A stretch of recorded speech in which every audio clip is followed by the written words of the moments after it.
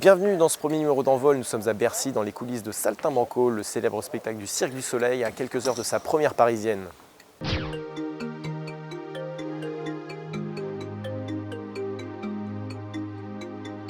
Saltimbanco, c'est un spectacle qui tourne depuis maintenant tout près de 19 ans, un peu partout à travers le monde, et qui joue encore son rôle, si on veut, d'ouvrir de nouveaux marchés, d'aller dans de nouveaux endroits pour la première fois. À Paris, on a déjà joué, mais on a fait beaucoup d'autres villes qui étaient des villes nouvelles du Cirque du Soleil dernièrement avec Saltimbanco. 12 millions de spectateurs au compteur. Oui, tout près de 12 millions de spectateurs. C'est un grand succès planétaire. C'est un cas unique, surtout au Cirque du Soleil aussi, un spectacle de tournée qui a autant joué et autant il a été admiré par des gens de partout à travers la planète. Et on continue encore d'émerveiller les gens. C'est presque complet à Paris pour les 10 spectacles qu'on va faire ici. À moyen terme, 2 autres spectacles, dont Allegria, qui devrait revenir dans la capitale française. Oui, Allegria qui devrait revenir potentiellement ici, je dirais, au courant des 2 prochaines années. Corteo qui devrait venir sous chapiteau à la fin de l'année 2011. Et aussi le spectacle Michael Jackson, The Immortal World Tour, qui va venir ici potentiellement en 2013, disons-le, avec la partie européenne de sa tournée. À quelques heures de la première parisienne, comment on se sent ? Je dirais qu'il y a quand même une belle anxiété. On sait que Paris, c'est une grande ville. Paris, c'est une ville où il y a une énergie. C'est une ville aussi, on est presque complet. Donc, il y a de grandes attentes aussi vis-à-vis du spectacle. Donc, les artistes sont quand même anxieux. Et c'est aussi la dernière ville de notre présent bloc de date. Donc, les artistes tombent en congé après. Donc, il n'y a plus vraiment de stress. C'est vraiment la dernière semaine de boulot avant un repos bien mérité. Mais c'est quand même un peu stressant, oui. Merci Maxime et bon spectacle. Ça me fait plaisir. Le Cirque du Soleil recrute énormément d'acrobates évidemment et de trampolinistes en particulier. Nous avons rencontré Mathieu Hubner, récemment intégré dans le spectacle Saltimbanco. J'ai commencé il y a 9 mois à Montréal, je suis parti en formation pendant 6 mois en fait. Et là j'ai intégré le show il y a 3 mois sur Saltimbanco. Tu interviens 3 fois dans le spectacle, c'est ça ? Ouais, je fais les machinois, la balançoire russe et les bungee à la fin en fait. Et on envoie les triples dans les prochains shows ?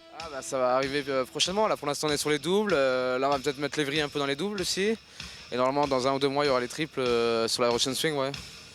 Pas trop déçu d'avoir arrêté le trampo avant le titre de Antibes cette année au championnat de France division nationale. Content pour eux qu'ils fassent le double titre là, vraiment content, je leur dis bravo d'ailleurs, bravo Antibes. J'aurais bien aimé être avec vous mais bon, on s'éclate aussi ici quoi. Eh bien merci Mathieu et puis bon courage pour ces 6 ou 7 représentations parisiennes. 10 représentations et merci beaucoup. Et après cet entretien avec Mathieu Hubner, quelques brèves de l'acrobatie. Le Suisse René Scharrer s'est éteint le 29 décembre à l'âge de 90 ans.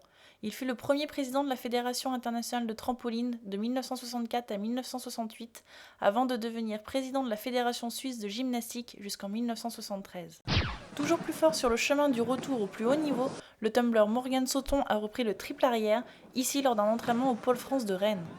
Enfin, la première étape de Coupe du Monde de gymnastique acrobatique du circuit, qui devait se tenir du 4 au 6 mars à Maia au Portugal, a été annulée. La première des 3 coupes formation de 2011 a eu lieu ce dimanche à Clamart. C'est une rencontre transdisciplinaire trampoline et gymnastique artistique.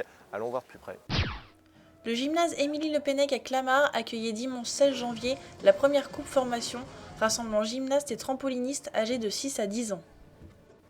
Cette rencontre, dont la finalité est davantage pédagogique que compétitive, est un outil de travail pour les entraîneurs afin de les sensibiliser à l'importance que revêtent les éducatifs en trampoline dans l'apprentissage acrobatique du gymnaste. Une rencontre qui a vu participer des dizaines d'athlètes venus de nombreux clubs franciliens.